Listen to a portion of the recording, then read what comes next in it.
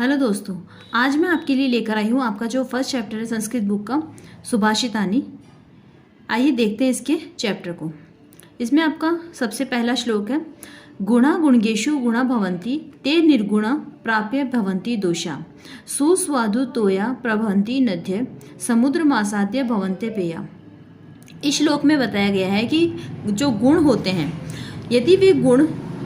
यदि किसी गुणवान व्यक्ति के पास होते हैं तो वे गुणों के रूप में रहते हैं, लेकिन यदि वे ही गुण यदि किसी निर्गुण व्यक्ति को प्राप्त हो जाते हैं तो वे दोष का रूप ले लेते हैं या दोष बन जाते हैं। ठीक उसी प्रकार से जिस प्रकार से नदी जब प्रभवंती यानी उत्पन्न होती है तो उसका जल सुस्वादु तो यानी पीने योग्य या स्वादिष्ट जल जो होता है, एकदम मीठा जल उसका होता है। लेकिन यदि वही नदियाँ यदि समुद्र में जाकर मिल जाती है तो उनका पानी जो होता है, उनका जो जल होता है वो पीने योग्य नहीं रहता, अर्थात खारा पानी उनका हो जाता है। तो इस श्लोक में कहा गया है कि जिस प्रकार से गुण जो है वो गुणी व्यक्ति के पास ही शोभा देते हैं, निर्गुण के पास जाने पर वे दोष बन जाते हैं।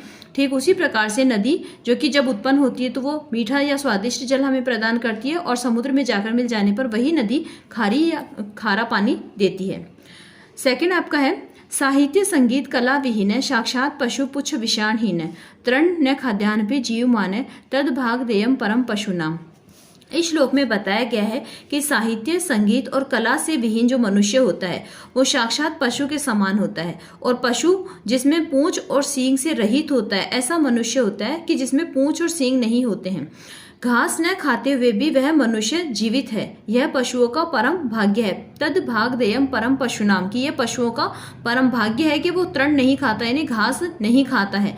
अर्थात यदि मनुष्य घास भी खाने लगे तो पशुओं के लिए खाने का संकट भी उत्पन्न हो जाएगा, अर्थात उन्हें घास भी खाने को उपलब्ध नहीं होगी। तीसरा श्लोक आपका है, लुब्धस्य नश्यति यश पिशुनस्य मैत्री नष्ट क्रियस्य कुलमर्त परस्य धर्म विद्याफलम व्यसिन कृपणस्य सौख्यम राज्य प्रमथ सचिवस्य नराधिपस्य।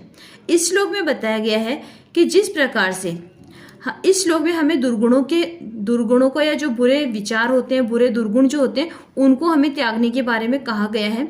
उन दुर्गुणों के बारे में कहा गया है इसमें कि जिस प्रकार से लुब्धस्य यानी जो लोभी व्यक्ति होता है, जो लालची व्यक्ति होता है, उसका यश नष्ट हो जाता है, और जो पिशुनस्य यानी कि जो व्यक्ति जो कि चुगलखोर होता है, जो चुगली करता है, उसकी मित्रता मैत्री उसकी मित्रता नष्ट क्रियस्य नष्ट हो जाती है। किसका? कुल मर्त परस्य कि जो कर्महीन व्यक्ति होता है, जो निकम्मा व्यक्ति होता है उसका कुल, और जो लालची व्यक्ति होता है उस लालची व्यक्ति का धर्म, ये सभी नष्ट हो जाते हैं।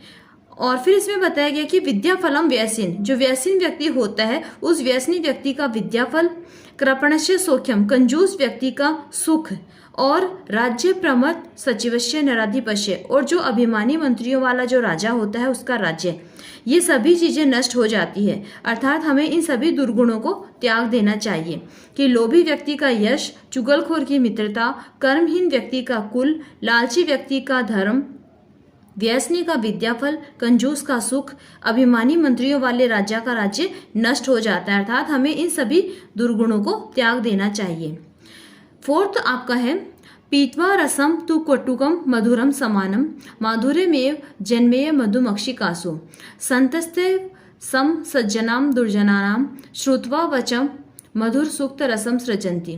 इस श्लोक में बताया गया है कि हमें सज्जनों के साथ ही रहना चाहिए, सज्जनों के साथ ही हमें उठना बैठना चाहिए। सज्जनों की महिमा का वर्णन करते हुए इसमें ये कहता है कि जिस प्रकार से मधुमक्षिकासो यानी मधुमक्खी जो होती है वो पीती है, पीतवा यानी पीती है रस को, फूलों के रस को जिस प्रकार से वो पीती है। कौन से फूलों को? कटुक है मधुर है यानी कड़वे और मीठे फूलों को जिस प्रकार से वो समान रूप से उनका रस पीती है, लेकिन उन कड़वे और मीठे फूलों का रस समान रूप से पीकर भी वो माधुर्य में मधुरता ही प्रदान करती है, यानी शहद ही हमें प्रदान करती है, शहद जो कि मधुर होता है, मीठा होता है। तो जिस प्रकार से जो मधुमक्खी होती है वो कड़वे मीठे सभी प्रकार के फूलों का रस ग्रहण करके भी हमें मधुरता ही प्रदान करती है, ठीक उसी प्रकार से जो सज्जन व्यक्ति होते हैं, जो संत व्यक्ति होते हैं, वो सज्जनों और दुर्जनों के वचनों को समान रूप से सुनते हैं। श्रुतवा यानी सुनकर, वचन यानी वचनों को।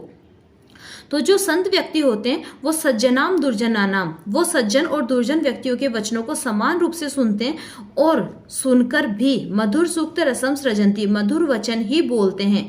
अर्थात हमें उन संतों की भांति ही रहना चाहिए कि हमें सभी लोगों को, चाहे वो सज्जन हो या दुर्जन हो, उनके वचनों को समान रूप से सुनना चाहिए। लेकिन हमें जब भी हम बोले हमें मधुर वचन ही बोलने चाहिए, मीठे वचन ही बोलने चाहिए। नेक्स्ट आपका है विहाय पौरुषय यो ही देव मेवावलंते प्रासाद सिंहस्वतः तस्य मूर्धिन तिष्ठन्ति वायसा। विहाय यानी छोड़कर, पौरुषम यानी पराक्रम को।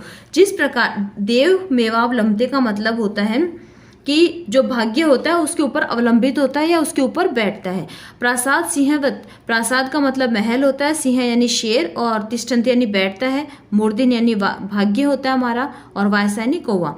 इसके अंदर ये कहता है कि जिस प्रकार से जो पराक्रम को छोड़कर जो व्यक्ति रहता है, जो व्यक्ति अपने परिश्रम को, अपने पराक्रम को छोड़ देता है, वो किस प्रकार का होता है। वो एक मूर्ति वाला जो सिंह होता है उसके मस्तक पर जिस प्रकार से कौवे बैठे रहते हैं, यानी देखने में सिंह जो होता है वो काफी हिम्मत वाला और काफी बहादुर माना गया है, लेकिन जो मूर्ति वाला जो शेर होता है उसके मस्तक पर कौवे बैठे रहते हैं। ठीक उसी प्रकार से जो व्यक्ति जो कि परिश्रम नहीं करता, केवल अपने भाग्य पर, अपने मूर्धन का मतलब होता है मस्तक पर, तो उस व्यक्ति के मस्तक पर जो वायसा यानी कौवे जो है वो कौवे ही बैठते हैं। किन व्यक्तियों के सिर पर बैठते हैं कौवे? जो व्यक्ति जो कि परिश्रम नहीं करते हैं, केवल अपने भाग्य पर ही आश्रित रहते हैं। अर्थात जो कायर व्यक्ति होता है वो हमेशा दुर्जन लोगों से, दुर्जन व्यक्तियों से घिरा हुआ रहता है। अतः हमें अपने भाग्य पर आश्रित न रहकर परिश्रम करना चाहिए। नेक्स्ट आपका है पुष्प पत्र फल छाया मूल वलकय दारुभी धन्य महिरुहा येषाम विमुख यान्ति नार्थिन। महिरुहा कहा गया है इसमें वृक्ष को, जो पेड़ होता है उसको कहा गया है, और पुष्प पत्र फल छाया मूल वलकय, वलकय का मतलब होता है पेड़ की छाल जो होती है, और दारुभी कहते हैं लकड़ियों को, कि वे महिरुहा यानी कि वो पेड़ या वो वृक्ष जो है वो धन्य है। कौन से पेड़ धन्य, कौन से? महिरुहा, महिरुहा का अर्थ होता है वृक्ष, कि वो वृक्ष धन्य है जो कि हमें पुष्प यानी फूल, पत्र यानी पत्ते, फल, छाया, मूल यानी पेड़ की जड़ होती है, वल्कय यानी पेड़ की छाल होती है, और दारुभी यानी लकड़ी, कि वे पेड़ धन्य हैं जो कि हमें फूल, फल, पत्ते, छाया, लकड़ियाँ, ये सब चीज़ें हमें प्रदान करते हैं।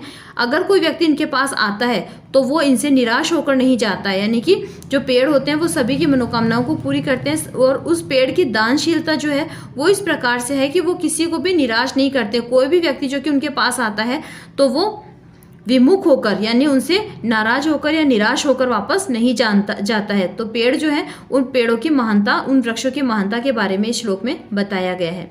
और आपका लास्ट जो श्लोक है वो आपका है चिंतनीय ही विपदाम आदा वेव प्रतिक्रिया न कूप खननम युक्त प्रदीप्ते वहीनाम ग्रहे, कि चिंतनीय, कि हमें चिंतन कर लेना चाहिए।